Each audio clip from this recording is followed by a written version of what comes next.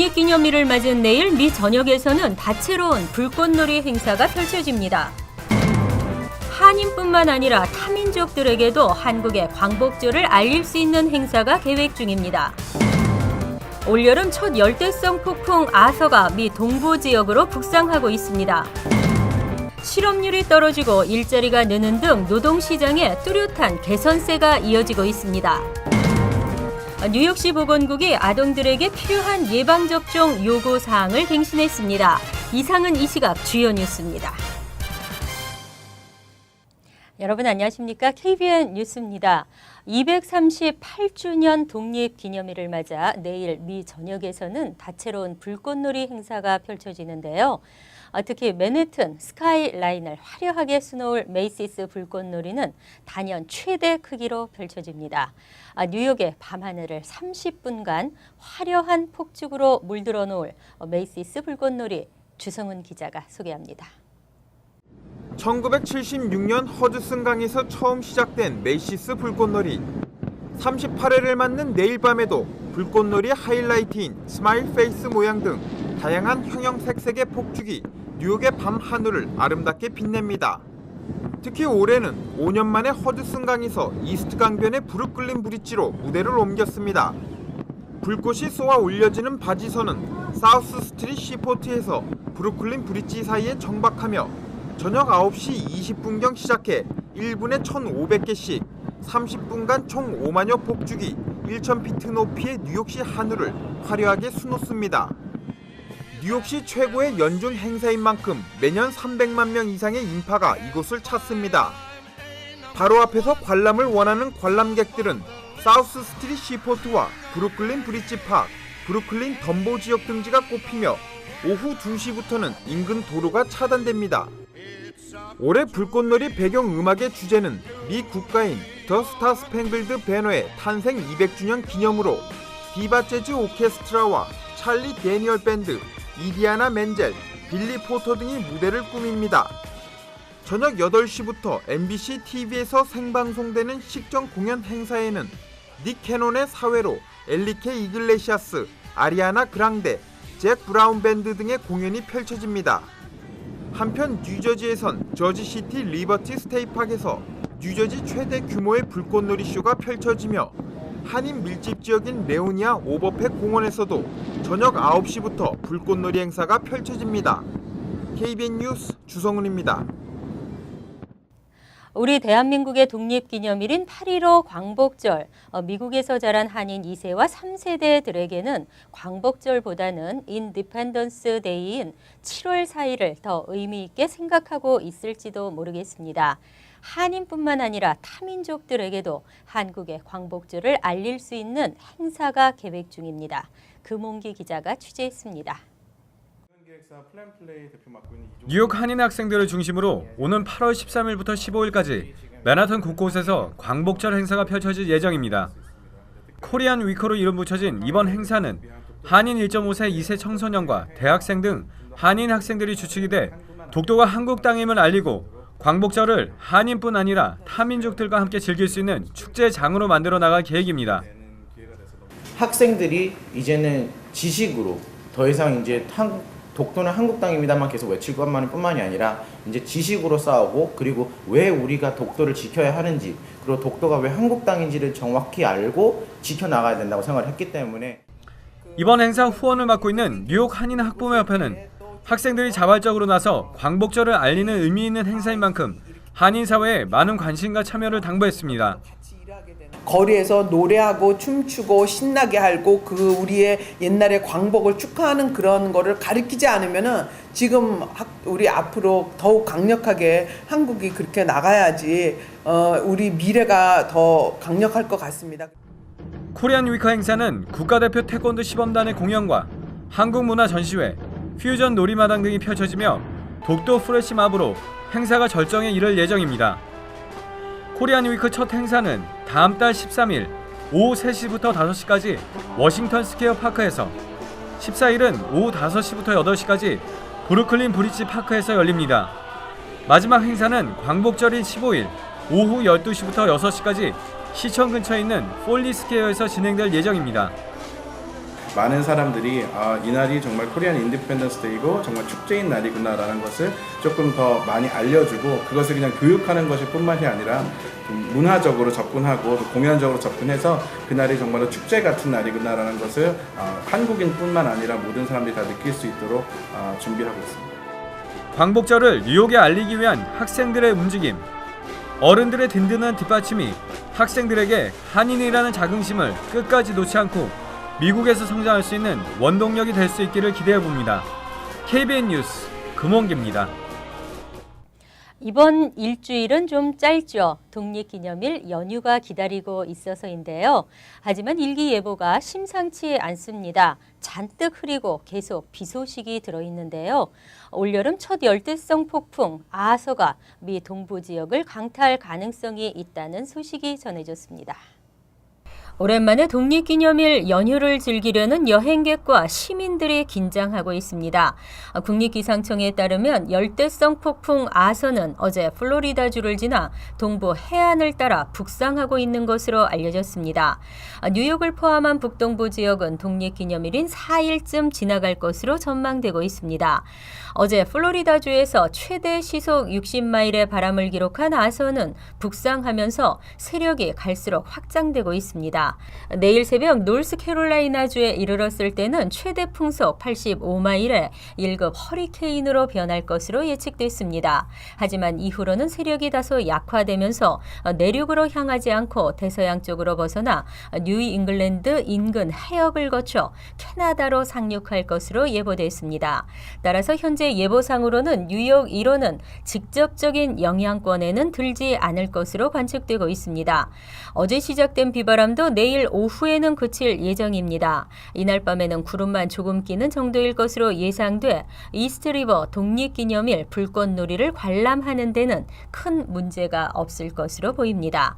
하지만 기상청은 폭풍이 진로를 변경할 가능성도 배제할 수 없어 일기예보에 계속 관심을 가질 것을 당부했습니다.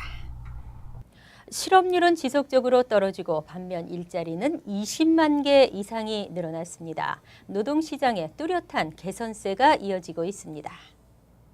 노동부는 지난달 실업률이 6.1%를 기록했다고 밝히고 전달인 5월 6.3%보다 0.2%포인트 하락했다고 전했습니다. 6월 실업률은 2008년 9월 이후 6년 만에 가장 낮은 수준을 기록했으며 오바마 대통령 취임 후 최저치를 기록했습니다. 미국의 실업률은 오바마 대통령 출범 이후 지난 2009년 10월 10%로 치솟는 등 8% 이상의 고공행진을 지속하다 2012년 11월부터 2개월 연속 7.8%로 떨어졌습니다. 이어 지난해 1월 7.9%로 다시 올라갔으나 2월, 3월, 4월 하락세를 이어갔고 7월 이후에도 7.4%, 7.3% 그리고 7.2%를 기록하며 하향 곡선을 탔습니다. 지난 10월에만 잠시 7.3%로 잠시 숨고르기를 했다가 11월 7%, 12월 6.7%, 올해 1월 6.6%를 기록한 것입니다. 실업률도 연초 미국을 강타한 한파, 폭설 등 악천후로 2, 3월 연속 6.7%를 기록했으나 지난 4, 5월 다시 6.3%로 내려앉은 데 이어 6월 6.1%까지 떨어졌습니다. 비농업 부문 일자리는 28만 8천 개 늘었습니다. 시장 전문가들의 예상치 평균을 훨씬 상회하는 수치이고 5개월 연속 20만 개 이상 늘어난 것입니다. 지난달에는 모든 부문에서 일자리가 늘었습니다. 제조업은 16,000개의 고용을 창출하면서 11개월째 일자리를 늘렸고 서비스 산업도 23만 6천 개를 만들어냈으며 공공부문도 2만 6천 명에게 새로 일자리를 줬습니다. 어디까지가 자선기부이고 어디까지가 불법 선거 운동인지 애매할 때가 있는데요. 찰스 랭글 연방 하원 의원이 벌금 폭탄을 맞았습니다. 선거용 홍보 포스터 거리 부착이 불법인 것으로 알려져 17,000여 달러의 벌금을 물게 됐습니다. 뉴욕시 위생국은 어제 찰스 랭글 후보 캠프가 연방하원 제13선거구 지역구인 어퍼 맨해튼과 브롱스 지역에 불법 선거 포스터 236건을 불법으로 부착한 사실을 적발했다며 벌금 17,770달러를 부과했다고 밝혔습니다. 시위생국은 랭글 의원과 맞대결을 펼친 아드리아노 에스페이앗 후보에게도 158건의 불법 포스터 부착 사실을 적발하고 11,850달러의 벌금을 부과했습니다. 뉴욕시는 전봇대 등 시 소유물에 포스터를 붙이는 행위는 아무리 선거운동 기간이라 할지라도 불법으로 간주하며 포스터 한 장당 75달러의 벌금을 부과하고 있습니다. 이에 대해 랭글 의원 캠프 측은 구체적인 답변을 하지 않고 있습니다. 에스페이앗 후보 캠프 측은 적절한 시기에 벌금을 내겠다고 답변했습니다. 한편 40여 년간 연방 하원으로 할렘 지역을 대표해온 랭글 의원은 한인 사회와 함께 동해 병기 결의안을 추진했으며 지난달 24일 실시된 연방 하원 의원 선거에서는 에스페이앗 후보를 누르고 23선 도전에 성공했습니다. 우리의 아이들 사랑과 양보, 이해보다는 경쟁을 먼저 배우고 있습니다.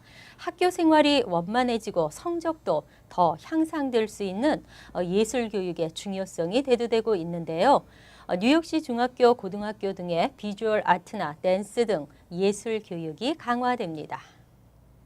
뉴욕시 교육국은 오는 2015년까지 2,300만 달러의 예산을 추가로 투입해 중고교에 약 120명의 신규 예술 교사를 채용할 계획이라고 밝혔습니다. 추가 예산은 중학교의 예술교사 100명 채용에 470만 달러, 무용실 바닥 개선과 오디토리엄 조명 재설치 등 시설 개선에 750만 달러, 뉴욕시 예술 관련 단체들과 학교들 간의 파트너십 형성에 140만 달러 등 광범위하게 투자될 예정입니다. 켈맨 파리냐 교육감은 이번 교육 예산안 편성으로 뉴욕시의 아이들이 모두 공평하게 비주얼 아트나 댄스를 배울 수 있게 된다고 말했습니다. 현재 교육국은 이미 3억 3천만 달러의 예산을 사용하고 있습니다. 하지만 시감사원이 지난 4월 교육국 자료를 분석해 발간한 뉴욕시 학교 미술 교육 부흥 계획 보고서에 따르면 도시 내 공립학교 20%에 해당하는 학교에 전임이나 시간제 미술교사가 단 한 명도 없는 것으로 알려졌습니다. 중학교의 경우에도 7개 학교 가운데 한 군데꼴로 미술 교육이 전혀 이루어지지 않고 있습니다.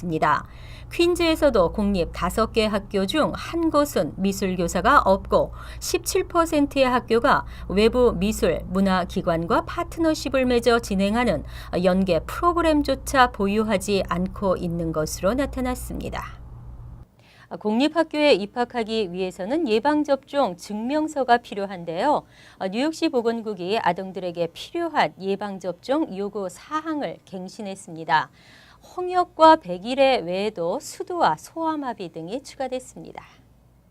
지난 1일부터 뉴욕시 공립학교 아동들에게 필요한 예방접종 요구사항이 갱신돼 실행되고 있습니다. 뉴욕주 보건국은 10년 만에 처음으로 아동들에게 요구되는 예방접종으로 수두와 소아마비 백신을 추가 접종받아야 한다고 알렸습니다. 이번 예방접종 요구사항 갱신 조치는 홍역, 백일해와 같은 질병 등을 백신으로 예방하고 아동들의 면역체계를 미리 기르기 위한 것입니다.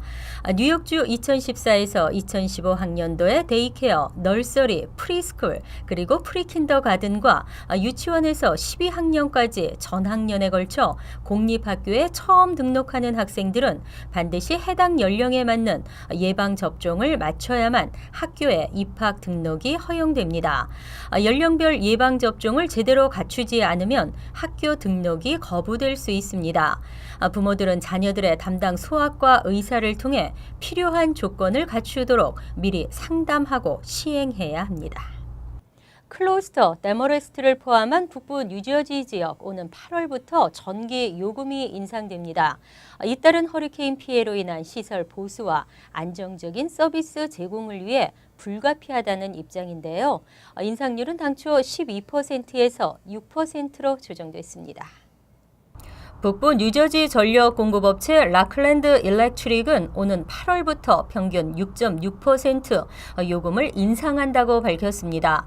시간당 925kW를 소비하는 가정은 월 평균 요금이 164.35달러에서 175.25달러로 11달러 오르게 됩니다.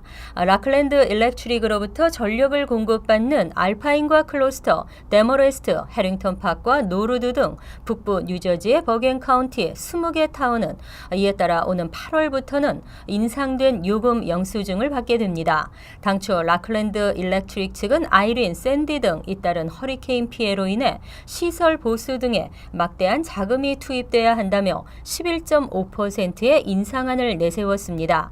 하지만 인상률이 너무 높다는 지적에 따라 라클랜드 측은 뉴저지주 소비자보호국 등과 협상을 벌인 끝에 인상폭을 낮추는 데 합의했습니다. 라클랜드 일렉트릭 대변인은 요금 인상을 최소화하면서도 안전하고 안정적인 서비스 제공을 위한 시설 투자도 가능하게 돼 만족스럽다고 밝혔습니다. 이상으로 KBN 뉴스를 마칩니다. KBN과 함께 즐거운 저녁 되시기 바랍니다.